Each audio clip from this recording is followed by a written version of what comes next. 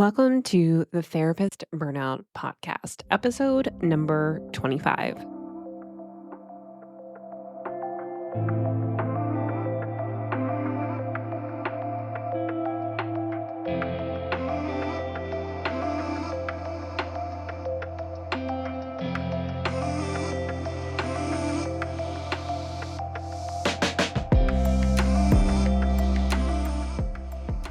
Hello, therapist. Welcome back to the program. I'm going to talk with you today a bit about passion and burnout. So, I read Cal Newport's book almost completely within a week. So, the book is So Good That They Can't Ignore You, and So Good That They Can't Ignore You. So, I'm going to talk with you about why I think this book is important for you if you're thinking about quitting your role as a therapist or changing the game, at least significantly. So let's dive into that. First, I did preview on the podcast that I was going to do a series on burnout, which I plan to do. I think number one, it had my brain go in a million different directions about what is the burnout talk that I want to provide to you.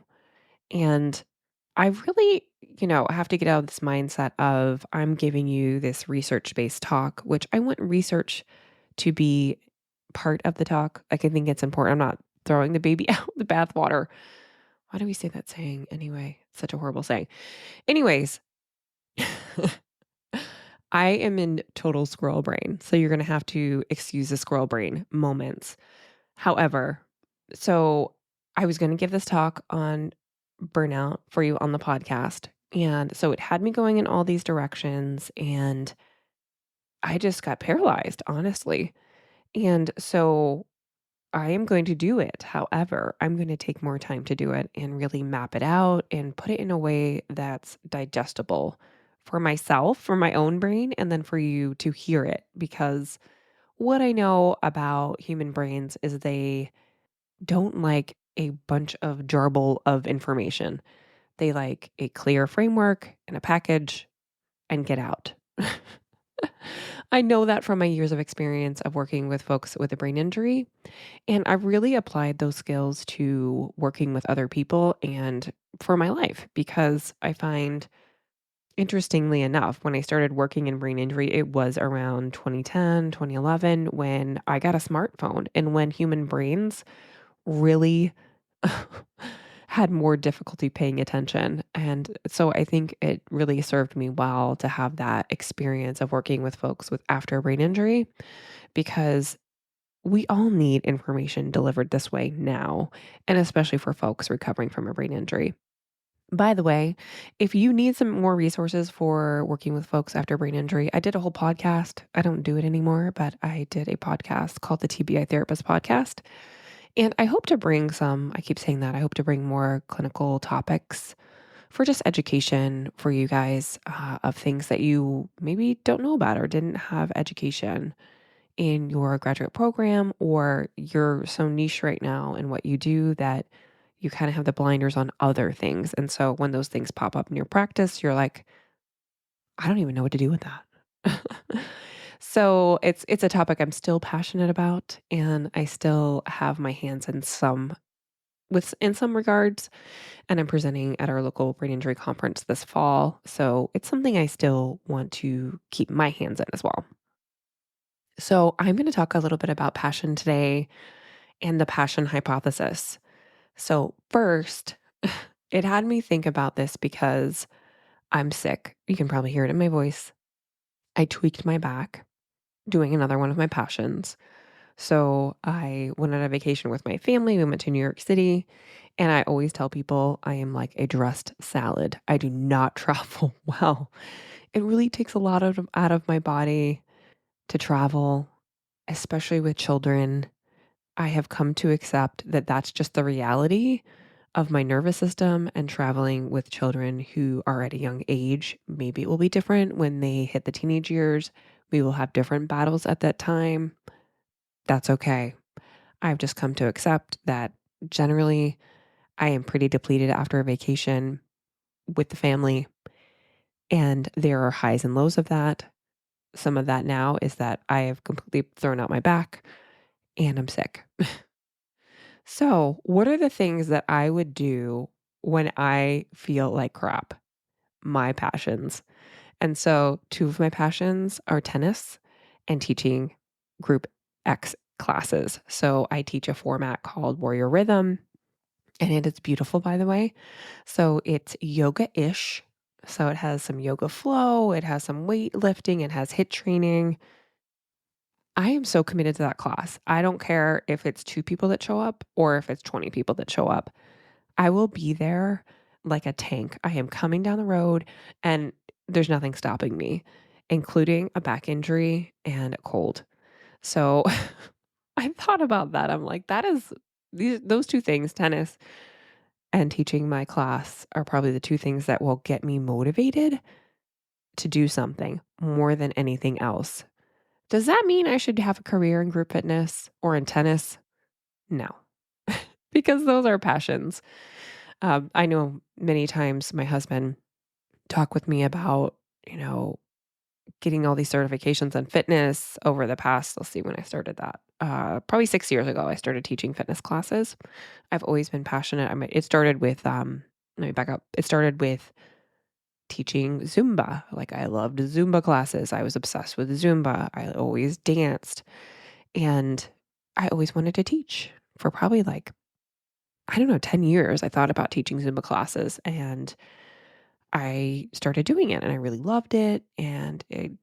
I started teaching other fitness classes and found that I love this kind of yoga ish format where I teach yoga flow and some weight training and hit training.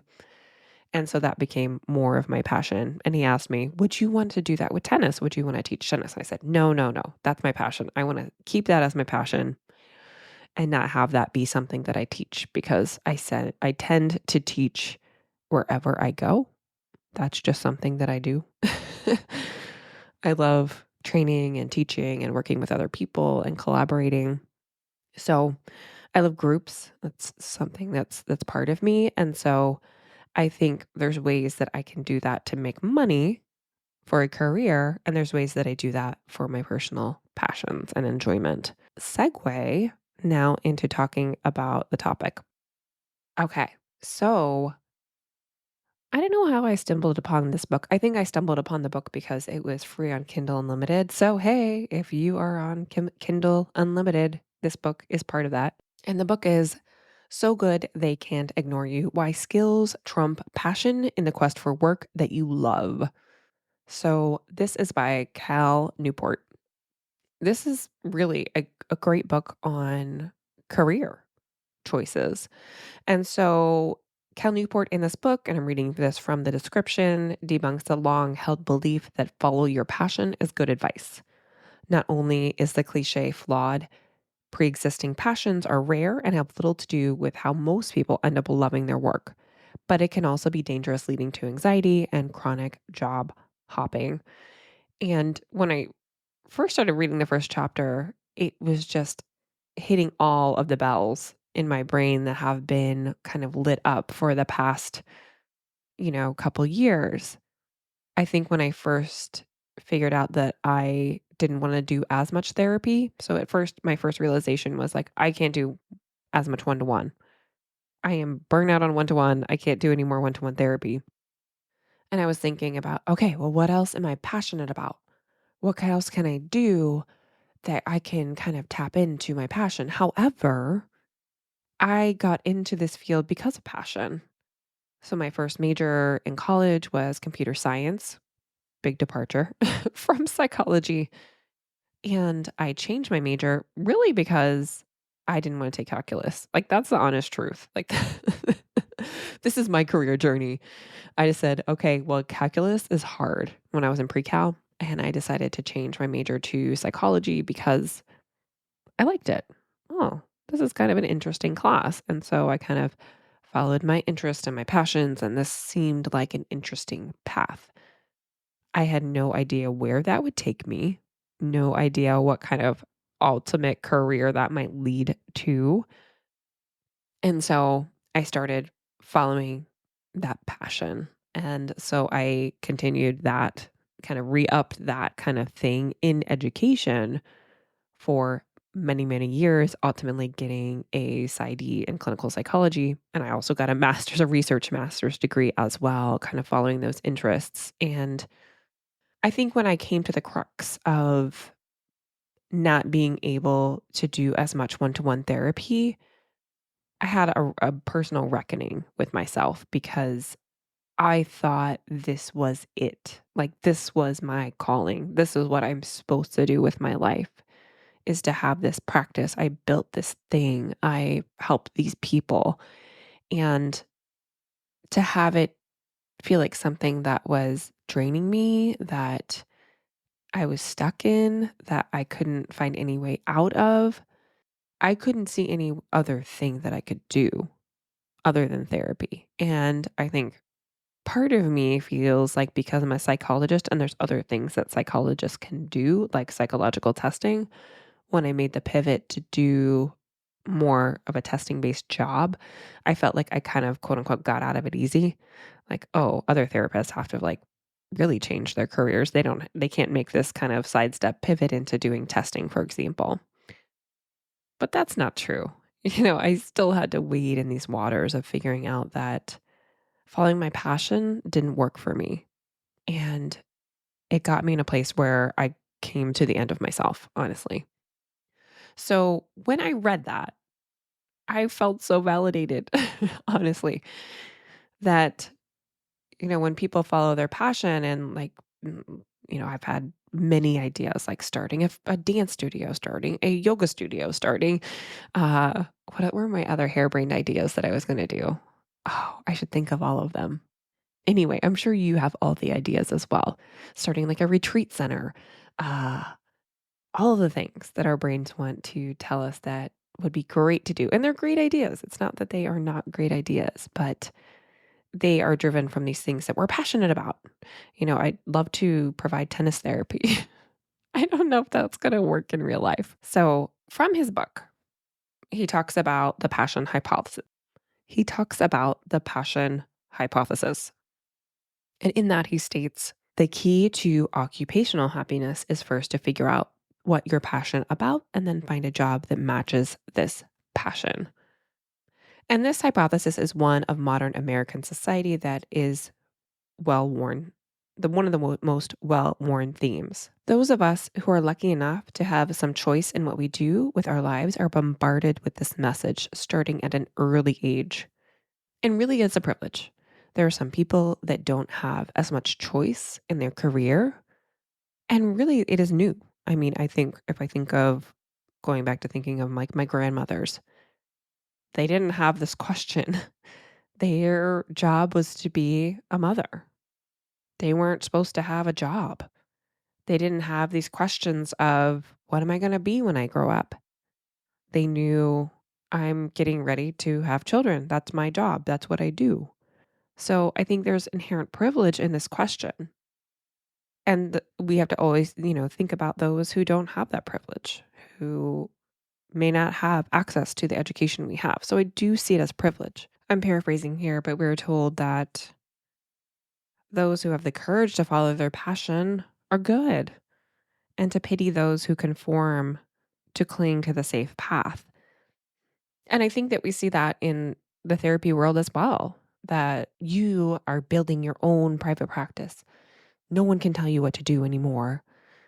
And so I think we see private practice as the only way to sustain in this career, when there are multiple ways that we could stay in a career as a therapist if that's what we want to do. But private practice isn't the only way, like being your own boss or doing your own thing.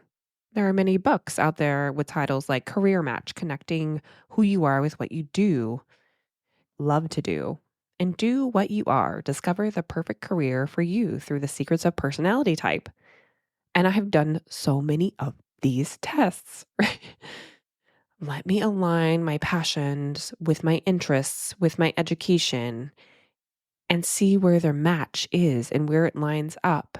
And I think that was part of why I wanted to do the last podcast I did, because I had deep expertise in brain injury. And I know that there's a dearth of services for folks with brain injuries, but I was just truly burnt out. And my hope to build some kind of coaching practice really I didn't understand what that would take. That I didn't have enough what he calls career capital in order to have that new venture work. And that's, I think, a theme that he talks about in his book is that, there's also a lot of noise, I think, in the therapy space of, launch your own coaching program. That takes a long amount of time to develop enough, to develop an audience, to have enough skills to be able to do that, right? To know how to market it, to know what to do. And so I think it's a much easier path for a therapist to stay in private practice because it's much easier to market. People understand the service. They know what they are getting. It's not that doing a coaching practice or doing something else, a new program is impossible. It's just that there isn't a well-defined path to do that. I think there's books out there he mentions like titles like Escape from Cubicle Nation and describes it by teaching the tricks behind finding what makes you purr.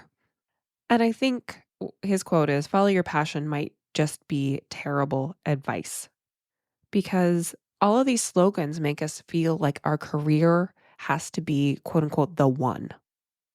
And I think for therapists, the career as a therapist or your private practice you thought was the one. You've spent so much time getting here, so much training to get here that you can imagine finding the second quote unquote one of your career. And so if it's not your passion, then what is it?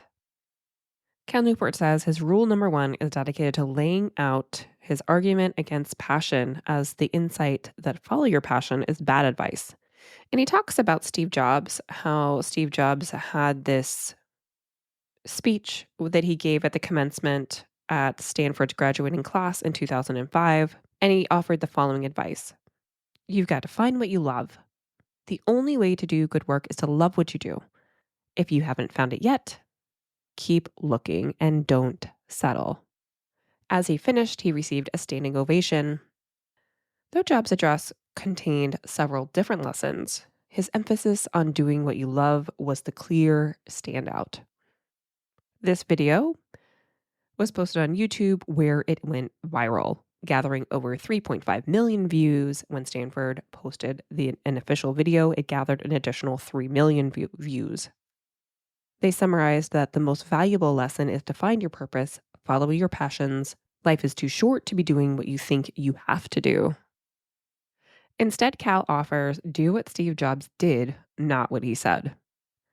And it was a really interesting story about how Steve Jobs ended up founding Apple Computers. So Jobs attended Reed College, a prestigious liberal arts enclave in Oregon. He wasn't really particularly interested in business or electronics as a student, and he dropped out of college after his first year, but remained on campus for a while, sleeping on floors and scrounging free meals at the local Hare Krishna temple. I did not know that. That was really interesting. He eventually went back home to California and he read an article that read, have fun and make money. So he split his time between Atari and a farm. Fast forward to 1974, he returned from India after leaving his job at Atari for several months to have a spiritual journey. It was there he met Steve Wozniak to design a terminal device he could sell to clients for accessing his central computer. Unlike Jobs, he was a true electronics whiz, and however, Wozniak couldn't stomach business, so he allowed Jobs to handle the details of the arrangement. Everything was going well when Jobs left for the season to spend some time at the commune, and he failed to tell anyone he was leaving.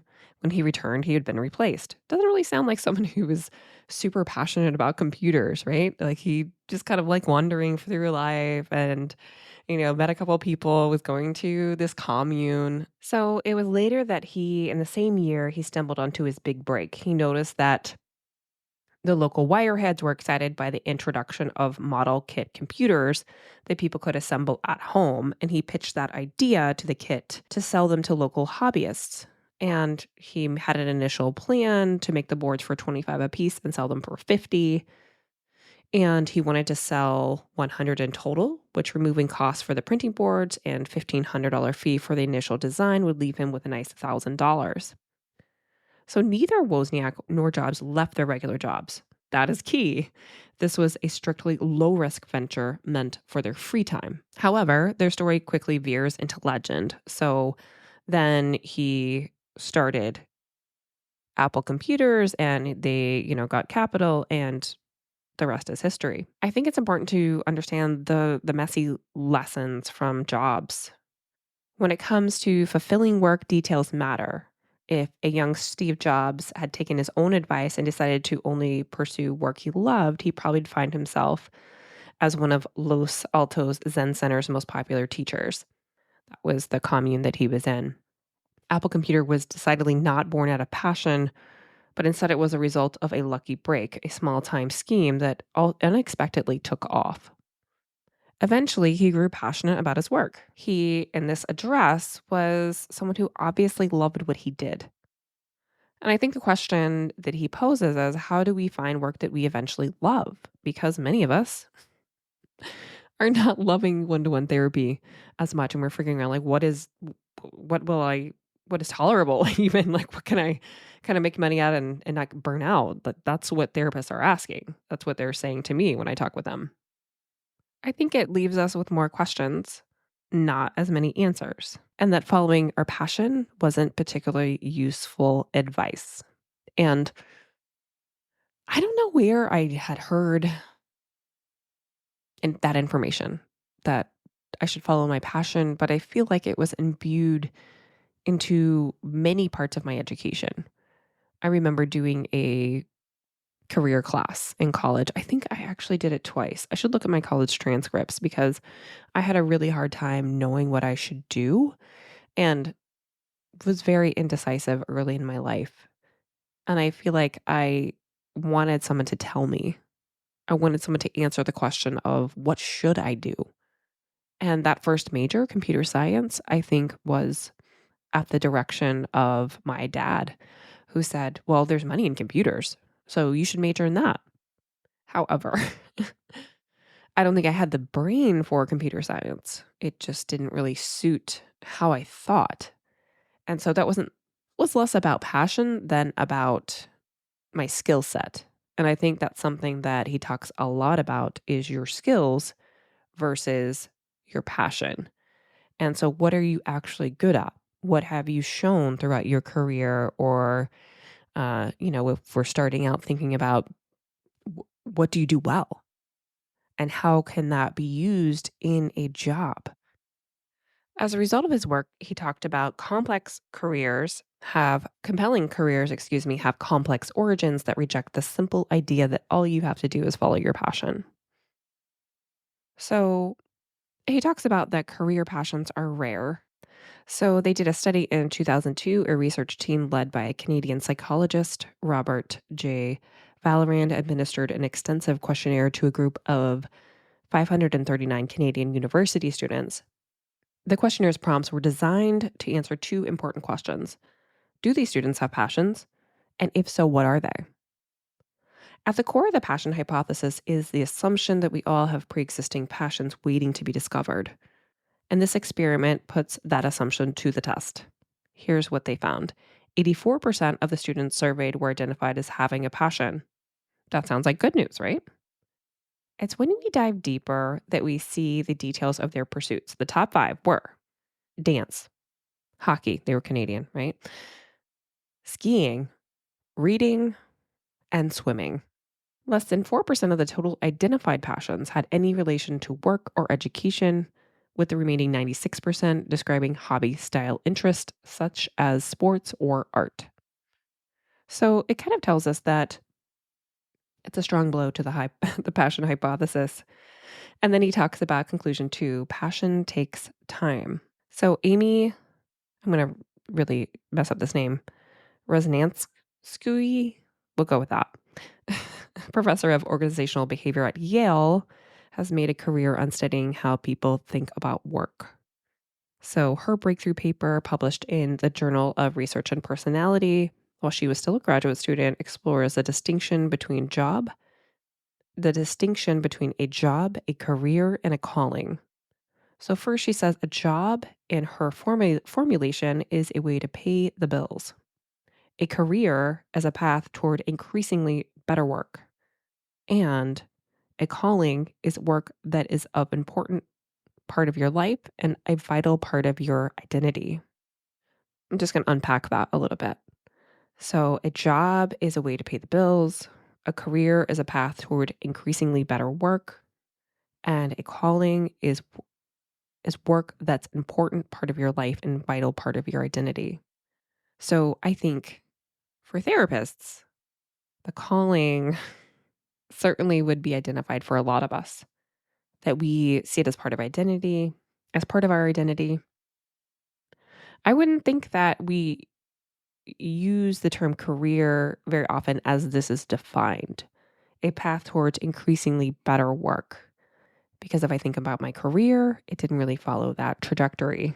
I didn't necessarily get increasingly better work. I plateaued in my private practice and it didn't really increase from that point. Conclusion 3 was passion is a side effect of mastery. In a popular TED talk titled On the Surprising Science of Motivation, author Daniel Pink discussed his book Drive, tells the audience that he spent the last couple of years studying human motivation. I'm telling you, it's not even close, he says. If you look at the science, there is a mismatch between the science in what the science knows and what business does. So, what he was talking about science is the 40-year-old theoretical framework known as self determination theory, or SDT. And that is arguably the best science that we have for why some pursuits get our engines running and why some leave us cold. SDT tells us that motivation in the workplace or elsewhere requires that we fulfill three basic psychological needs, factors described as nutriments required to feel intrinsically motivated for your work.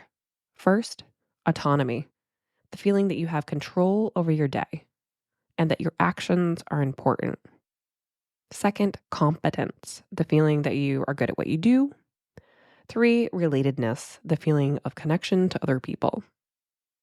The last thing is surprising. If you feel close to people at work, you're going to enjoy work more. And I think that's a hard one for private practice therapists.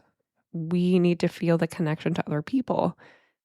Many times, as therapists, especially if we're in a solo practice, we don't talk to anybody else some days other than our clients. So in the pandemic, I didn't even have an office mate for a while. So it was just me and my clients. I would go home. That was it. And so that relatedness was a huge piece of what I was missing in my career. And I really didn't understand that until I came out of it, until I started working like in a school setting and worked on a team. And I was missing that so much. And I didn't realize how important that was to counterbalancing some of the depleting experiences that I had. So if what we need to feel intrinsic motivation for our work is autonomy, competence, and relatedness, we need to look at those three things in our current career. How are we doing with those? Do we feel connected to the other people that we work with? Do we feel good at what we do? I hear so much from therapists that they don't feel competent. They don't feel like they know what they're doing in many ways. And that's, I think, a struggle more for early career therapists, but I still hear it from other therapists as well.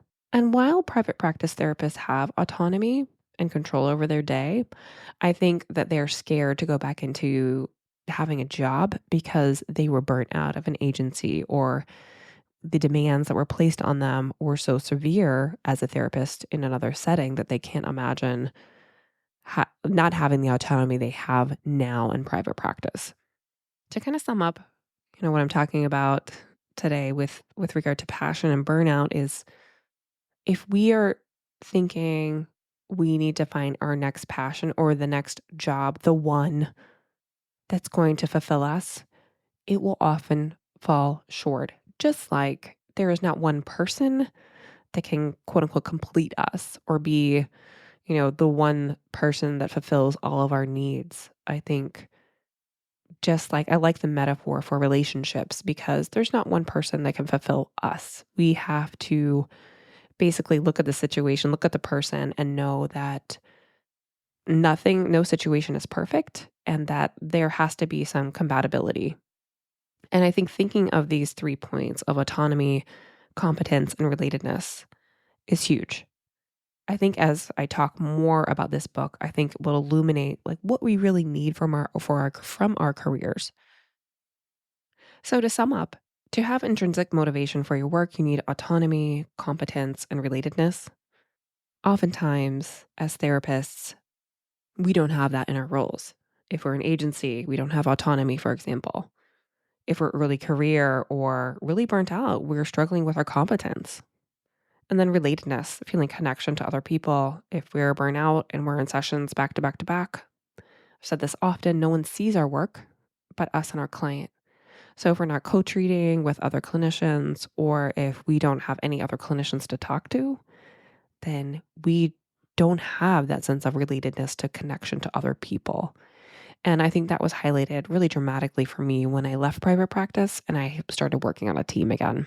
So I really want you to think of not needing passion for your next thing, whether it be I can't do as much one to one and I want to find whatever that thing is within my practice or outside of my practice, that we're really going to look at more of the work that seems interesting and aligns with skill set and gives you more of these 3 things: competence, autonomy, relatedness, versus following the passion, trying to find the one, trying to find the thing that's going to fulfill us because we've done that before as therapists in our career.